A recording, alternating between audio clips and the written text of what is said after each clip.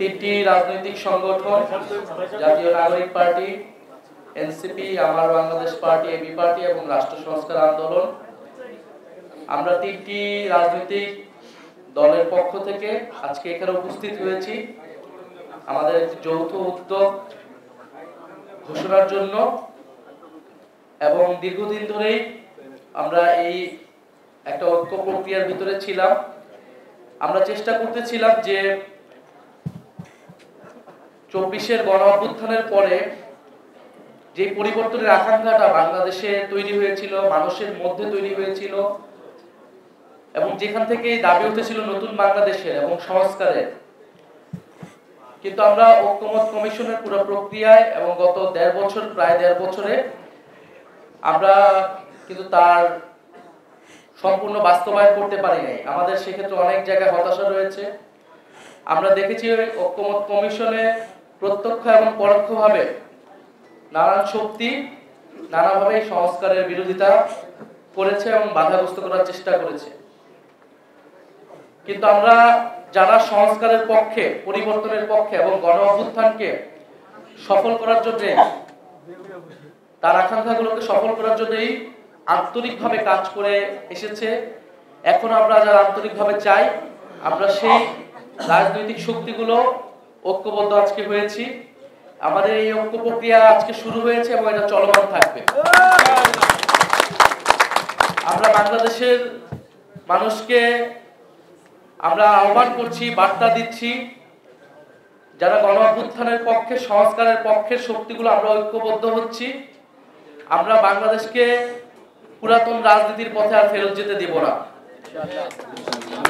আমাদের একটা কমিটমেন্ট ছিল ৫ই আগস্টের পরের বাংলাদেশ এবং আগের বাংলাদেশ এক হবে না। আমরা নানা আলামত দেখছি যে বাংলাদেশ হয়তো আগের মতোই হয়ে যাবে।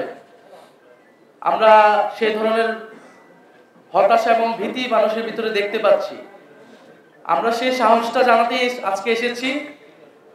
আমরা আমাদের শক্তি সামর্থ্য দিয়ে বাংলাদেশের যে পরিবর্তনের যাত্রা শুরু হয়েছে সেই যাত্রার পথে থাকবো এবং যারা অন্যান্য রাজনৈতিক দল রয়েছে যারা এই পরিবর্তনের পক্ষে কাজ করতে চায়, আমরা তাদেরকে আহ্বান জানাবো এই ঐক্য প্রক্রিয়ায় যুক্ত হতে। এই ঐক্য প্রক্রিয়া চলমান থাকবে। আমরা তিনটি রাজনৈতিক সংগঠন সংস্কারকে সামনে রেখে, বাংলাদেশের জাতীয় মর্যাদা এবং অর্থনৈতিক মুক্তির প্রশ্নকে সামনে রেখে আমরা ঐক্যবদ্ধ হয়েছি। আমাদের এই যৌথ প্রক্রিয়া বা এই প্রক্রিয়াকে আমরা নাম দিয়েছি গণতান্ত্রিক সংস্কার জোট। আমরা গণতান্ত্রিক সংস্কার জোট বলছি এই কারণে যে বাংলাদেশে বিগত ১৬ বছর এই লড়াইটা কিন্তু হয়েছিল গণতন্ত্রের জন্য, গণতন্ত্র প্রতিষ্ঠার জন্য। সেই গণতন্ত্র প্রতিষ্ঠার জন্য সংস্কারের আলাপগুলো ছিল। ফলে নির্বাচন কেবল ক্ষমতার পরিবর্তনের জন্য হবে না।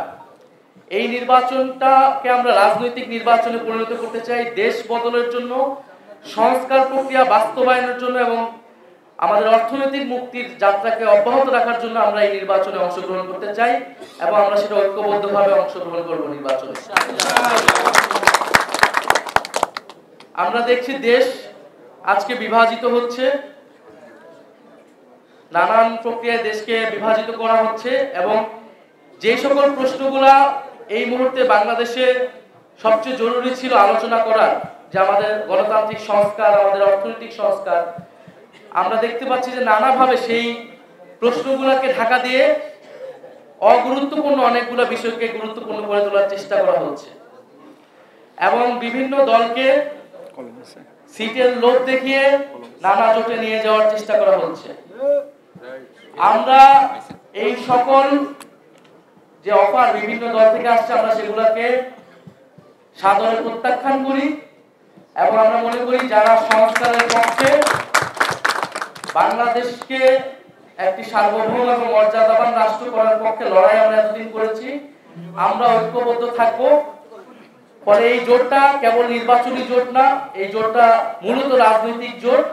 আমাদের যে রাজনৈতিক লক্ষ্যগুলোকে সামনে রেখে আমরা গণ অভ্যুত্থানে অংশ নিয়েছিলাম, গণ অভ্যুত্থানের মাধ্যমে ফ্যাসিবাদকে হটিয়েছিলাম, আমরা সেই লক্ষ্যগুলোকে সামনে রেখে আগাবো এবং সামনে যেহেতু নির্বাচন, এই নির্বাচন প্রক্রিয়াতেও আমরা ঐক্যবদ্ধ থাকবো। এবং আপনারা জানেন যে আমাদের এই জোট প্রক্রিয়া আরো কিছু সংগঠনের নাম আপনারা শুনেছেন, মিডিয়াতে এসেছিল, তাদের সাথে আলাপ আলোচনা চলমান রয়েছে। আমরা মনে করি আরো অনেকগুলো দলের সাথে আমাদের এবং আরো অনেকগুলো রাজনৈতিক শক্তির সাথে আমাদের আলোচনা চলমান রয়েছে। আমরা চাই যে জুলাইয়ের শক্তিগুলা যারা পরিবর্তনের পক্ষে আছে, যারা পুরাতন রাজনীতির পথে যেতে চায় না, তারা আমরা ঐক্যবদ্ধ থাকবো এবং এই নির্বাচনে আমরা একসাথে এক মার্কায় অংশগ্রহণ করবো, এই প্রত্যাশা আমরা রাখছি। আমরা কিছু উদ্বেগ আজকে এই সংবাদ সম্মেলন থেকে প্রকাশ করতে চাই। আমরা খুব, আপনারা দেখেছেন মিডিয়াতে, এটা সোশ্যাল মিডিয়াতে এটা এসেছে যে এবি পার্টির সাধারণ সম্পাদক ব্যারিস্টার ফুয়াদ ভাই, ওনাকে বরিশালে ওনার নির্বাচনী প্রচারণার সময় ওনাকে হেনস্থা করা হয়েছে, নির্বাচনী কাজে বাধা দেওয়া হয়েছে। লক্ষ্মীপুরে আসম আব্দুর রব এবং লক্ষ্মীপুরেও আসম আব্দুর রব, ওনার যে নির্বাচনী আসন, সেখানেও ওনার স্ত্রী তানিয়া রবের যে নির্বাচনী প্রচারণা, সেখানে বাধা দেওয়ার চেষ্টা করা হয়েছে, অফিস ভাঙচুর হয়েছে। অর্থাৎ আমরা যেই প্রত্যাশা করেছিলাম যে একটা সুষ্ঠু নিরপেক্ষ নির্বাচন, যেখানে মানুষ স্বতঃস্ফূর্তভাবে ভোট দিবে এবং তার মত প্রকাশ করবে, আমাদের নির্বাচনী সংস্কৃতিতে যে আমরা দেখেছি যে ভোট কেন্দ্র দখল, জবরদস্তি এবং একটা আধিপত্যমূলক এবং ফ্যাসিবাদী আচরণ করা হয় রাজনৈতিক দলগুলোর পক্ষ থেকে, সেই আচরণ কিন্তু আমরা দেখতে পাচ্ছি যে শুরু হয়ে গিয়েছে। আমরা বলবো যে এই প্রক্রিয়ায় দেশ চালাতে গিয়ে, নির্বাচন করতে গিয়ে কিন্তু একটা দল এই দেশ থেকেই বিতাড়িত হয়েছে। ফলে যে অহংকার, যে আত্মহমিকা অন্য রাজনৈতিক শক্তির উপরে, ভিন্ন মতের উপরে এরকম দমন পীড়ন করে, তার বিরুদ্ধে গিয়ে কিন্তু গণঅভ্যুত্থান হয়েছিল এবং অহংকারের পতন হয়েছিল। ফলে এই বাংলাদেশে যদি কেউ মনে করে যে আগামী নির্বাচনে গায়ের জোরে দখলদারিত্বের মাধ্যমে নির্বাচনে তারা ভোট আদায় করবে, অথবা ধর্মের নামে মানুষকে প্রতারণা করে ভোট আদায় করবে, তারা উভয়ই পরাজিত হবে। আমরা মনে করি বাংলাদেশে যে তারুণ্যের শক্তি, পরিবর্তনের শক্তি উত্থান ঘটেছে, তারা, জনগণ তাদের পক্ষে থাকবে। আমরা আজকে এই ঘোষণা করলাম, আপনাদের কাছে, সহকারের কাছে সহযোগিতা চাচ্ছি যে আমাদের উচিত ছিল এই ঐক্য প্রক্রিয়াটা আরো আগেই হওয়ার। এটা আমাদের দুর্ভাগ্য ছিল, আমাদের সীমাবদ্ধতা ছিল যে আমরা ঐক্যবদ্ধ হতে পারি নাই। আমরা পুরাতন পন্থী দলগুলোর সাথে নানা সমঝোতা করে সংস্কার প্রক্রিয়া বাস্তবায়ন করার চেষ্টা করেছিলাম। এটা আমাদের অন্যতম একটা ভুল ছিল।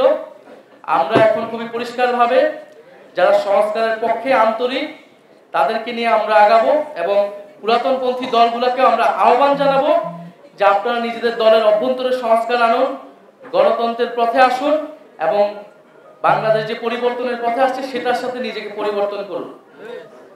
ইনশাআল্লাহ আমরা সামনের দিকে আগাতে পারবো। আজকে আমরা আমাদের বিস্তারিত যে কর্মসূচি, সেটি আমরা আজকে হয়তো বলবো না। আমরা আজকে আমাদের আনুষ্ঠানিক শুধু ঘোষণাটা দিলাম, আমরা জোট প্রক্রিয়াটা শুরু করলাম এবং এই প্রক্রিয়ার মধ্যে আরো দল যুক্ত হবে, আরো রাজনৈতিক শক্তি যুক্ত হবে। আমরা সকলে মিলে ইনশাআল্লাহ আমাদের যে গণঅভ্যুত্থানের আকাঙ্ক্ষা, সেটি বাস্তবায়নে সক্ষম হব। খবরের কাগজ, নিখাদ, নির্ভীক, নিরপেক্ষ।